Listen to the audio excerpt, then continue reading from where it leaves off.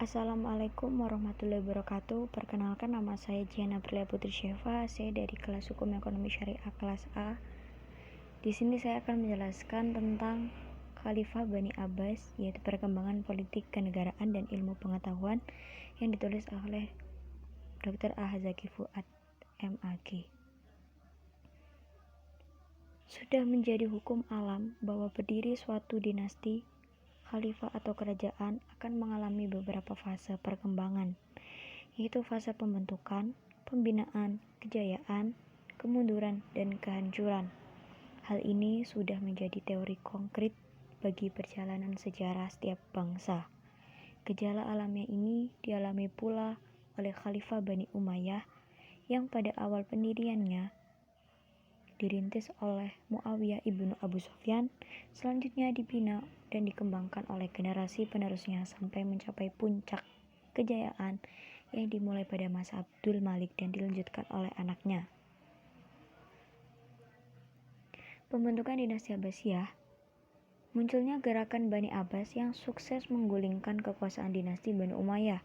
Itu disebabkan oleh dua faktor, yaitu faktor yang pertama yaitu faktor eksternal. Tindakan Muawiyah yang tidak mentaati isi perjanjian dengan Hasan ibnu Ali ketika dia naik tahta. Dalam perjanjian itu antara lain disebutkan bahwa persoalan pergantian pemimpin setelah Muawiyah diserahkan kepada pemilihan umat Islam. Namun kenyataannya tidak demikian. Muawiyah telah mencalonkan anaknya yaitu Yazid sebagai penerusnya setahun sebelum dia meninggal, yaitu pada tahun 679 Masehi. Untuk faktor yang kedua yaitu faktor internalnya. Menurut Philip K. Hitti, istilah Abbasiyah diambil dari nama paman Nabi Muhammad SAW, Al-Abbas ibnu Abdul Muthalib ibnu Hashim.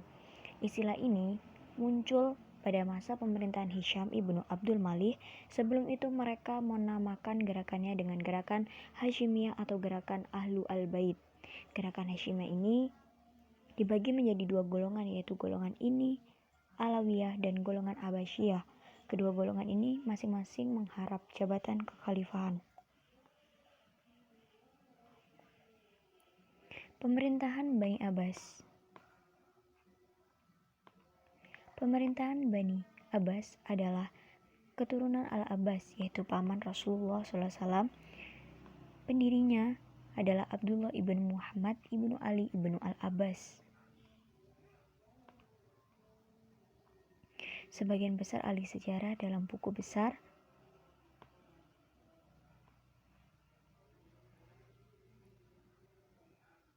dengan nama Abdul Abbas.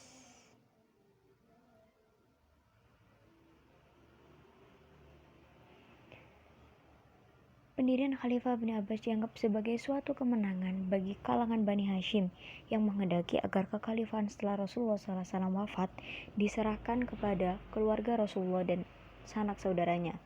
Umat Islam menganggap bahwa yang dimaksud dengan keluarga Rasulullah adalah keturunan Ali, sehingga mereka mau membantu perjuangan Bani Abbas menggulingkan pemerintahan Bani Umayyah. Kenyataannya tidak demikian. Setelah Bani Abbas berkuasa, lantas mengumumkan mereka lebih utama dari Bani Hashim untuk mewarisi Rasulullah karena moyang mereka adalah paman Rasulullah. Dari sinilah munculnya gerakan pemberontakan terhadap pemerintahan Bani Abbas. Kemajuan ilmu agama, filsafat, dan sains. Kemajuan dinasti Abbasiyah dalam bidang agama, filsafat, dan sains tidak bisa dilepaskan dari keberadaan kota Baghdad sebagai suatu pusat perkembangan ilmu pengetahuan. Baghdad adalah sebuah kota yang didirikan atas inisiatif Al-Mansur yang terletak di sebelah barat Sungai Tigris, dikerjakan selama 4 tahun oleh 100.000 karyawan dan arsitektur dengan biaya 4.833 dirham. Letak kota Baghdad yang sangat strategis tidak hanya menjadikan Baghdad sebagai ibu kota negara saja, melainkan sebagai pusat perdagangan, pusat kajian ilmu pengetahuan dan teknologi. Oleh karena itu, zaman ini dinamakan sebagai era keemasan bagi umat Islam, di mana pada zaman ini kedaulatan kaum muslimin telah sampai pada puncaknya, yakni kekayaan negara berlimpah, kekuasaan Islam bertambah besar serta luas yang membentang ke penjuru dunia. Kemajuan dalam bidang ilmu agama. Zaman Abbasiyah dikenal sebagai era keemasan ilmu pengetahuan dan agama. Ilmu-ilmu agama berkembang dengan subur dan diiringi oleh kemunculan tokoh-tokoh agama yang berpengaruh sampai sekarang ini. Ilmunya antara lain yaitu ilmu agama, ilmu tafsir, ilmu hadis, ilmu kalam atau teologi, dan ilmu tasawuf. Yang pertama yaitu ilmu tafsir. Ilmu tafsir dalam masa ini berkembang pesat karena ilmu ini sangat dibutuhkan terutama oleh orang-orang non-Arab yang baru masuk Islam. Mereka butuh tentang makna dan penafsiran Al-Quran. Hal ini yang menyebabkan beberapa aliran muncul dalam ilmu tafsir. Penafsiran Al-Quran pun berkembang tidak hanya dengan penafsiran makna, tetapi penafsiran bil al-Ma'syur dan bil al-Ro'i. Yang kedua ada ilmu hadis. Pada zaman ini, kajian hadis sebagai sumber hukum setelah Al-Quran berkembang dengan cara menelusuri kontentikan, yaitu sahih hadis.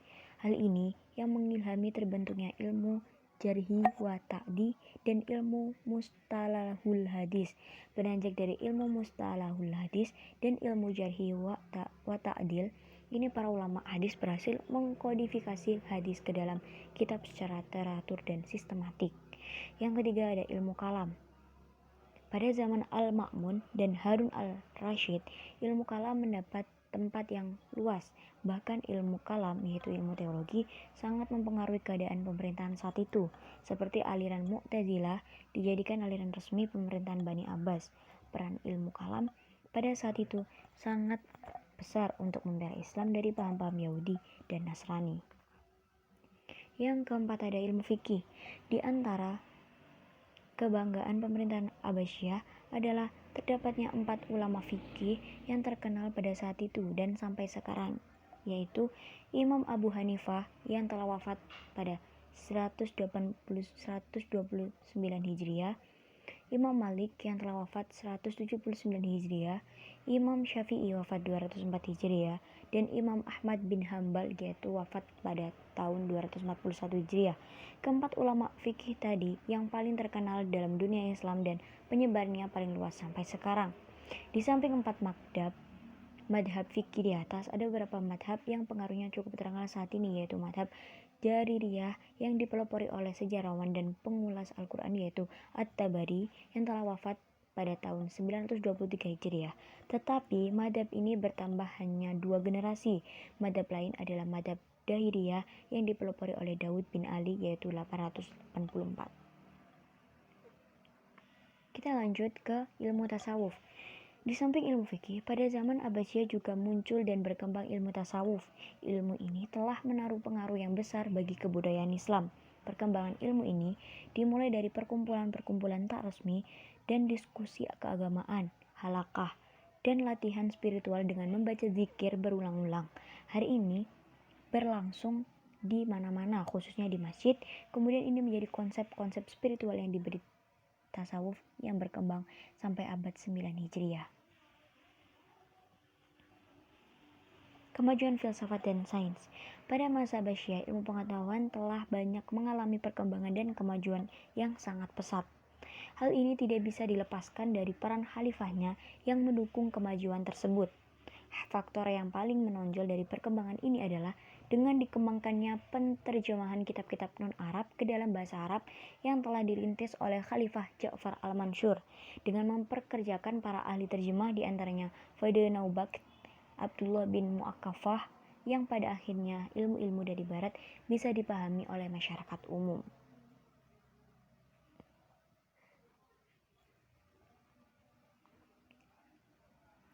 Kita berlanjut ke dengan kemajuan ilmu sains dan teknologi. Yang pertama ada ilmu kedokteran.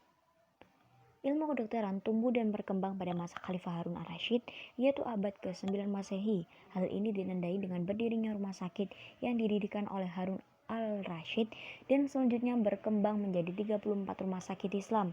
Rumah sakit ini dilengkapi dengan ruangan khusus wanita, apotik, dan yang terpenting adalah di setiap rumah sakit dilengkapi dengan perpustakaan atau media, serta tempat-tempat kursus kedokteran dan pengobatan. Pada masa ini juga dibentuk klinik-klinik keliling yang melayani pengobatan di penjuru negeri, khususnya untuk orang-orang yang tak mampu. Kita lanjut ke ilmu kimia. Dalam bidang ilmu kimia, ilmuwan yang terkenal adalah Jabir Ibnu Hayyam yang diberi gelar Bapak Ilmu Kimia Arab. Dia banyak mengemukakan teori uap, pelelehan, sublimasi, dan lain-lain.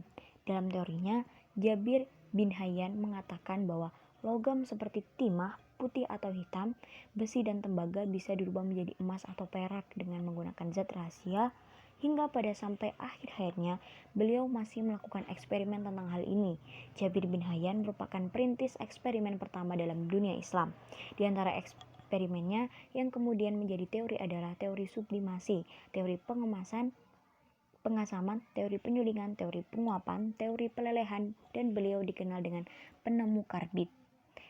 Yang ketiga ada ilmu astronomi. Ilmu astronomi pada mulanya dipakai untuk menentukan arah kiblat, kemudian pada perkembangannya ilmu ini dipakai para pedagang atau para pelaut dan para tentara untuk menyebarkan agama di luar negeri. Ulama yang ahli dalam ilmu astronomi adalah Al-Khawarizmi yang wafat pada tahun 846. Beliau banyak membuat tabel-tabel tentang letak negara, peta dunia, penetapan bujur-bujur panjang semua tempat di muka bumi ini, sekaligus mengukur jarak antara negara satu dengan negara yang lain.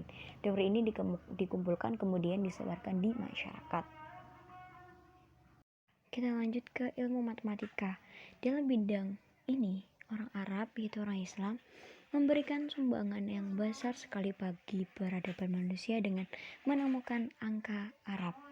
Seperti yang kita pakai sampai sekarang, 1, 2, 3, 4, 5, 6, 7, 8, 9. Orang-orang Islam di bawah pemimpinan Ibnu Haytham dan Al-Khawarizmi membuat teori matematika. Di antaranya adalah teori aljabar, cara menghitung akar, kuadrat, dan desimal. Pada perkembangan selanjutnya, Ibnu Haytham berhasil menemukan ilmu untuk mengukur sudut yang diberi nama trigonometri. Kita lanjut ke kemajuan dalam bidang politik. Kemajuan politik yang diperoleh oleh Imperium Abbasiyah tidak saja membutuhkan penilaian dari kacamata teori politik, tetapi lebih membutuhkan penilaian dari visi hati nurani, sebuah nurani politik tentang keadilan. Namun demikian, dari pihak mana dan siapa keadilan itu akan dilihat, merupakan permasalahan yang tak kalah pentingnya untuk dipilah. Karena itu, untuk menghindarkan keterjebakan kita dalam one interesting visit yang dapat menimbulkan timpangnya kesimpulan, maka pembahasan yang berimbang perlu dilakukan, yakni rekaman sejarah tentang kelemahan-kelemahan politik Imperium Abbasiyah. Kita lanjut ke kemajuan bidang ekonomi.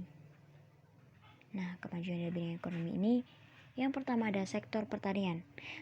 Perhatian yang besar terhadap pembangunan pertanian dari Khalifah-Khalifah Bani Abbas ditandai dengan suatu gerakan revolusi hijau di daerah-daerah subur di lembah sungai Dajlah dan Efrat.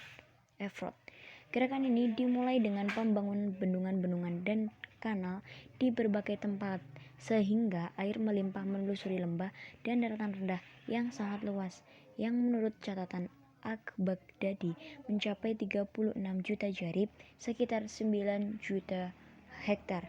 Kemudian untuk mempermudah angkutan pertanian, dibangun sarana perhubungan ke segala penjuru, baik melalui darat maupun sungai. Yang kedua ada sektor industri. Kebijakan Bani Abbas di sektor pembangunan industri pada masa prinsip mengacu pada penggalian sumber daya alam dengan memanfaatkan tenaga-tenaga insani yang mulai terdidik di bidang penguasaan teknologi padat karya. Kecenderungan ini bertilak dari kondisi objektif bahwa wilayah yang cukup luas banyak menyimpan benda-benda galian yang visible dan merkatable seperti perak, timah, tembaga, besi, dan tembikar dan marmer, garam, serta belerang. Oleh karenanya, sifat industri yang dikembangkan masih bersifat pembuatan bahan baku atau yang dikenal dengan industri hulu, yakni dalam bidang penambangan, sedangkan dalam industri hilir pembuatan barang jadi masih terbatas pada kegiatan yang dilakukan secara manual. Yang ketiga adalah sektor perdagangan. Walaupun perpindahan ibu kota dinasti dari Al-Anbar ke Baghdad dapat dilihat sebagai tujuan politik Arabisasi Abbasiyah, ternyata pengaruhnya cukup besar bagi kemajuan perdagangan. Posisi kota Baghdad yang berdekatan dengan titik temu Sungai Dajlah dan Efrat mempermudah hubungan antar wilayah bahkan antar negara melalui jalur pelayaran. Karena itu Baghdad merupakan pusat perdagangan yang strategis untuk melakukan kegiatan ekspor dan impor di zaman itu. Yang keempat ada sektor administrasi pemerintahan. Selain sistem pemerintahan monarki yang berlaku, Khalifah-Khalifah Bani Abbas memegang kendali pemerintahan dan menjadi panglima tertinggi pasukan perangnya. Tetapi dalam operasionalnya, Khalifah membentuk Perdana Menteri, Wazir al-Wuzara, serta Panglima Besar Angkatan Perang, Amiral Umaro. Sistem ini mengindikasikan bahwa Bani Abbas cenderung menggunakan corak pemerintahan terpusat, yaitu sentralisasi atau inamah.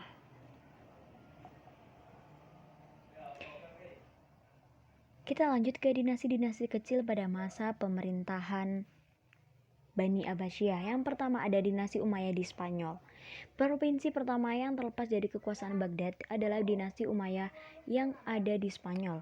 5 tahun setelah dinasti Abbasiyah berdiri, seorang keturunan Bani Umayyah yang selamat dari pembantaian massal berhasil mendirikan kekuasaan yang hebat pada tahun 756 Masehi di Cordova, Spanyol. Dengan cara ini ia melepaskan kekuasaan dari Baghdad.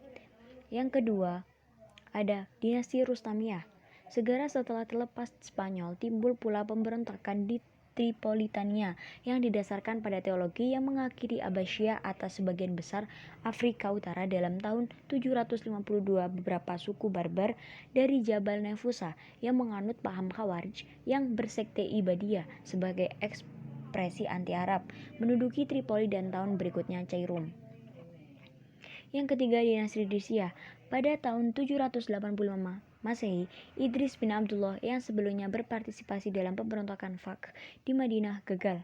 Melarikan diri ke Maroko, berhasil mendirikan negara kecil, Bani Idrisiyah namanya. Dia termasuk keturunan Nabi cucu dari Hasan. Dia diterima sebagai pemimpin oleh sekelompok Barbar. Keberhasilan Idris mendirikan kerajaan di Maroko tidak lepas dari realitas. Kita lanjut ke dinasti Aglabiyah. Tidak disangsikan lagi hilangnya lepasnya provinsi-provinsi yang direbut oleh Bani Rustam dan Idris serta kesulitan dalam mengendalikan kaum Barbar menyebabkan dinasti Abbasiyah melakukan perubahan politik yang menghasilkan terbangunnya dinasti Aglabiyah. Kita lanjut ke dinasti Tuluniyah. Dinasti Tuluniyah. Di dinasti Tuluniyah didirikan oleh Ahmad bin Tulun, seorang putra Turki. Ahmad bin Tulun melepaskan diri dari kekuasaan Baghdad di tahun 866 Masehi. Dinasti ini mewakili dinasti lokal pertama Mesir dan Suriah yang memperoleh otonomi dari Baghdad. Kita lanjut ke dinasti Iqsidiyah. Setelah jatuhnya dinasti Benu Tulun, Mesir kembali di bawah kekuasaan Baghdad. Tetapi pada tahun 935 Masehi, Mesir dikuasai lagi oleh dinasti lain yaitu dinasti Iqsidiyah untuk kemudian jatuh ke tangan Khalifah Fatimah pada tahun 969 Masehi. Dan yang terakhir adalah dinasti Hamdaniyah. Di sebelah Mesir, dinasti Hamdaniyah merampas Suriah pada tahun 994 Masehi dan mempertahankannya sampai tahun 1003 Masehi. Bani Hamdani adalah satu keluarga Arab dari kabilah Taklib yang menanjak pengaruhnya melalui kemahiran mereka sebagai komandan militer. Abu Hayya, seorang putra Hamdan yang namanya dipakai sebagai nama dinasti, ditunjuk sebagai gubernur Mosul oleh Khalifah pada tahun 905 Masehi. Dia menerima gelar kehormatan yaitu Nasir ad-Damlah.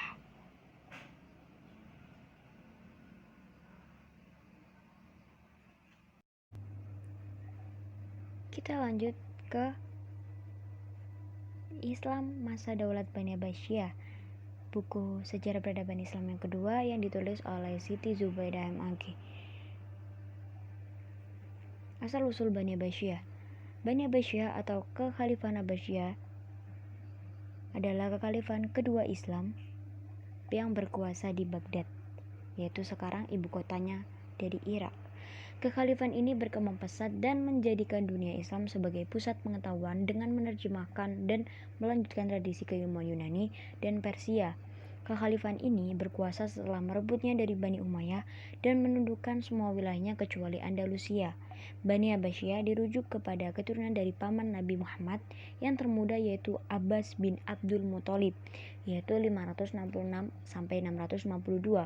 Oleh karena itu mereka juga termasuk ke dalam Bani Hashim yang berkuasa mulai tahun 750 Masehi dan memindahkan ibu kota dari Damaskus ke Baghdad.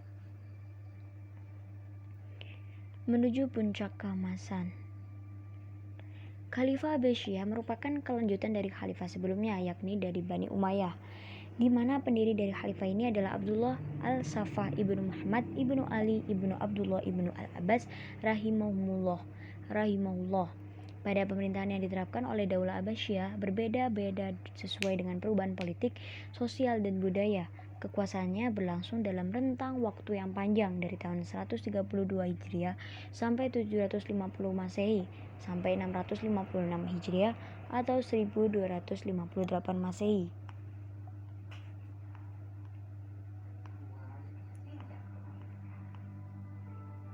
Kita lanjut ke pengaruh Mamluk.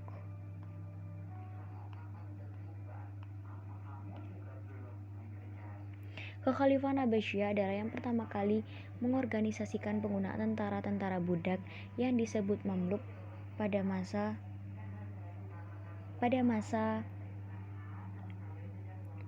abad ke-9 dibentuk oleh Al-Ma'mun. Tentara-tentara budak ini didominasi oleh bangsa Turki, tetapi juga banyak diisi oleh bangsa Berber dari Afrika Utara dan Slav dari Eropa Timur. Kita lanjut ke pengaruh Bani Buayhi. Faktor lain yang menyebabkan peran politik Bani Abbasiyah menurun adalah perbuatan kekuasaan di pusat pemerintahan dengan membiarkan jabatan tetap dipegang oleh Bani Abbasiyah karena khalifah sudah dianggap sebagai jabatan keagamaan yang sakral dan tidak bisa diganggu-gugat lagi. Sedangkan kekuasaan dapat didirikan di pusat maupun daerah yang jauh dari pusat pemerintahan dalam bentuk dinasti-dinasti kecil yang merdeka. Kita selanjutnya ke pengaruh Bani Seljuk. Setelah jatuhnya kekuasaan Bani Buayhi ke tangan Bani Seljuk atau Salajikah Al-Kubro atau Seljuk Agung, posisi dan kedudukan Khalifah Abbasiyah sedikit lebih baik. Paling tidak kewibawaannya dalam bidang agama dikembalikan, bahkan mereka terus menjaga keutuhan dan keagamaan untuk membendung faham Syiah dan mengembangkan manhaj Sunni yang dianut oleh mereka, yaitu masa kemunduran.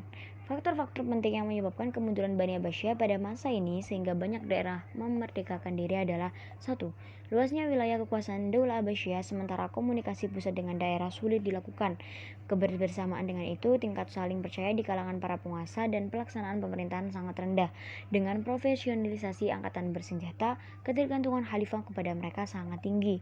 Keuangan negara sangat sulit karena biaya yang dikeluarkan untuk tentara bayaran sangat besar. Pada saat kekuatan militer menurun, khalifah tidak sanggup memaksa pengiriman pajak ke Baghdad. Masa disintegrasi yaitu pada tahun 1000 sampai 1250 Masehi. Akibat dari kebijaksanaan yang lebih menekan pembinaan peradaban dan kebudayaan Islam daripada persoalan politik itu, provinsi-provinsi tertentu di pinggiran mulai lepas dari genggaman penguasa Bani Abbasiyah dengan berbagai cara, diantaranya pemberontakan yang dilakukan oleh pemimpin lokal, dan mereka berhasil memperoleh kemerdekaan penuh. Disintegrasi dalam bidang politik sebenarnya sudah mulai terjadi di akhir zaman Bani Umayyah. Akan tetapi, berbicara tentang politik Islam dalam lintasan sejarah akan terlihat perbedaan antara pemerintahan Bani Umayyah dan pemerintahan Bani Abbasiyah.